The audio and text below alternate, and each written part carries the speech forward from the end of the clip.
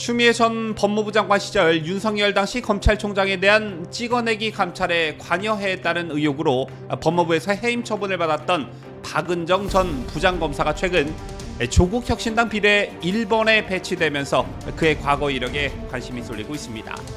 법조계에선 박은정 후보가 과거 라디오와 SNS 등에서 했던 발언이 다시 회자되고 있는데요. 그 중에서도 내로남불의 대명사 조국이 이끄는 정당의 비례대표 1번이니만큼 박은정 역시 내로남불 논란에 휩싸였습니다.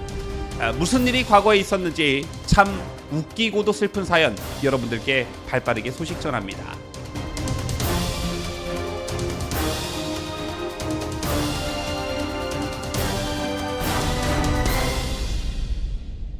시청자 여러분 안녕하십니까? 뉴스데일리 베스트 미네커입니다. 이틀 전이었죠. 조국이 이끄는 조국혁신당이 비례대표 순번을 발표했습니다. 명단이 발표되자마자 비판 여론이 제기됐는데 그도 그럴 것이 당선권 10명 중 4명이 재판이나 수사를 받고 있는 인물들이었기 때문이었습니다. 먼저 1번 박은정 전 검사의 경우 윤석열 당시 검찰총장에 대한 찍어내기 감찰 의혹을 받다가 해임됐고 공수처 수사를 받고 있습니다. 그리고 2위 순번을 받은 조국은 자녀 입시 비리 등으로 1, 2심에서 징역 2년의 실형을 선고받았지요. 또한 8번의 황운하 의원은 문재인 정부 청와대 하명수사 및 울산시장 선거 개입 사건으로 1심에서 징역 3년을 받았습니다. 이 밖에도 10번에 배정된 차규근 전 법무부 출입국 관리 본부장 역시 김학의 전 법무부 차관 불법 출근 금지와 관련해 1심에서 무죄를 받고 2심 재판 중입니다.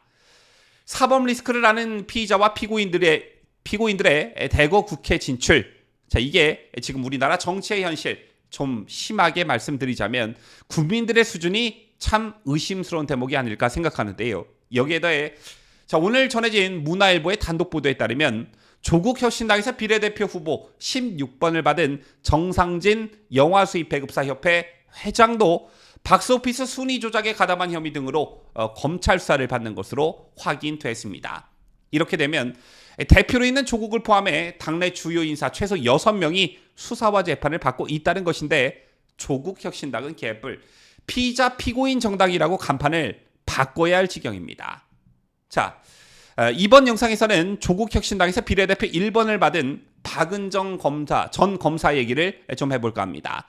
조국의 트레이드 마크와도 같은 내로남불 논란이 또 불거질 전망인데요. 박은정 후보는 과거에 자신이 수사받는 과정에서 휴대전화 비밀번호를 풀어줬다면서 한동훈 국민의힘 비상대책위원장의 휴대폰 비밀번호 비협조 논란을 비판한 바 있습니다. 당시 현직 검사 신분이었던 박 후보는 당시 찍어내기 감찰 의혹으로 검찰 수사를 받고 있었고 2022년 8월 휴대전화를 압수당했습니다. 그때를 전후해 2022년 10월 MBC 라디오에 출연한 적이 있었는데 휴대폰 제출 임의로 하셨느냐라는 진행자의 질문에 박은정은 검찰이 압수를 했고 비밀번호도 당연히 협조해드렸다라고 답했습니다. 이에 진행자가 당연히라고 말씀하셨다라고 하자 박은정은 감찰 과정이 모두 적법했고 아무리 보셔도 특별히 제가 잘못한 게 없다라면서 제가 대한민국 검사이고 제가 휴대전화 압수에 수사하면서 저는 압수된 휴대전화 비밀번호 안 주겠다고 할 수가 없어서 협조했다 이렇게 답변했습니다. 그런데 그때 이 같은 말을 한 박은정 후보의 쇼츠 영상이 최근 유튜브에서 화제를 모으고 있다는데요. 지난달 말 올라온 이 영상은 조회수 8만 회를 기록했고 해당 영상에는 한동훈과는 다르다. 이것이 대한민국 검사의 품격 등의 응원 댓글이 달리기도 했습니다. 또한 박은정 후보는 페이스북을 개설한 직후인 2022년 9월 글에서도 저는 지난 8월 29일 휴대폰을 압수당할 때 비번을 풀어서 담담히 협조했다라며 대한민국 검사로서 부끄럼 없이 당당히 직무에 임했기 때문에 굳이 비번을 숨길 이유가 없었기 때문이라고 자화자찬하기도 했습니다. 예상하셨다시피 이런 박은정의 말과 글은 한동훈 비대위원장이 채널A 사건으로 수사를 받으면서 휴대전화 비밀번호를 제공하지 않은 것을 비판하면서 나 박은정은 한동훈과는 다르다. 그러지 않았다. 당당히 휴대전화 비밀번호를 풀어서 협조했다라는 것을 자랑한 것인데요. 자, 이런 박은정의 기조는 정치에 입문한 뒤에도 계속됐습니다.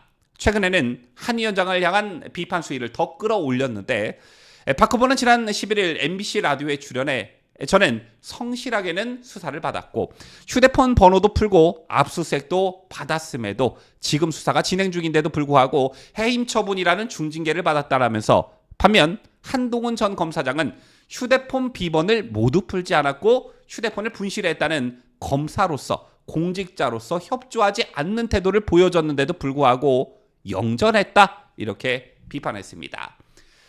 그런데 이 같은 박은정의 주장이 중요한 팩트를 뺀 선동이라는 지적이 제기되고 있습니다. 이게 무슨 말이냐?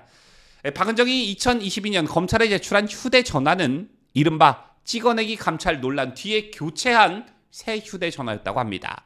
이 같은 사실과 박은정의 주장을 종합해보자면 휴대전화 비밀번호를 풀어서 당당하게 제출했지만 이게 새롭게 교체한 새 휴대폰이었다는 것인데요. 코미디도 이런 코미디가 또 어디 있습니까?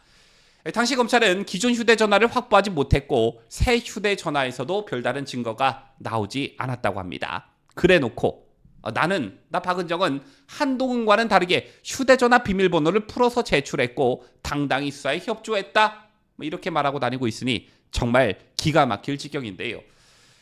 당시 박은정이 받던 혐의는 2020년 10월 채널A 사건과 관련해 당시 한동훈 검사장 감찰 명목으로 확보한 자료를 당시 윤석열 검찰총장을 감찰 중인 법무부 감찰위에 무단 제공했다는 것이었습니다.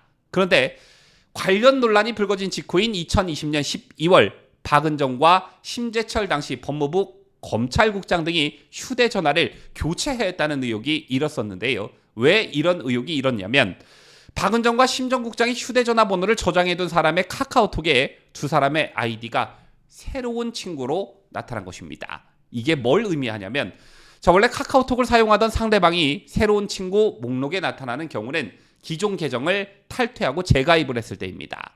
또한 같은 날 박은정이 텔레그램에 가입했다는 메시지가 주변인들에게 가기도 했다고 하지요. 참고로 텔레그램은 연락처가 저장된 사람이 새로 서비스에 가입하면 이를 다른 사용자에게 알려주는 기능이 있습니다. 자, 그렇다면 과연 박은정이 찍어내기 감찰 관련 자료가 남아있는 휴대전화를 압수당했어도 과연 비밀번호를 제공했을까라는 것입니다. 아무 자료가 없는 새 휴대폰이었기 때문에 비밀번호를 제공한 게 아니냐라는 것인데요. 이런 어처구니없는 소식을 전해드리면서 특별히 논평할 게 있겠습니까? 다만 옛말 하나가 불현듯 떠오르는데 사람은 끼리끼리 모인다 이 말 이럴 때 쓰라고 있는 말이 아닌가 생각합니다. 지금까지 저는 자유대한민국을 소화하는 뉴스데일리 베스트 민앵커였습니다.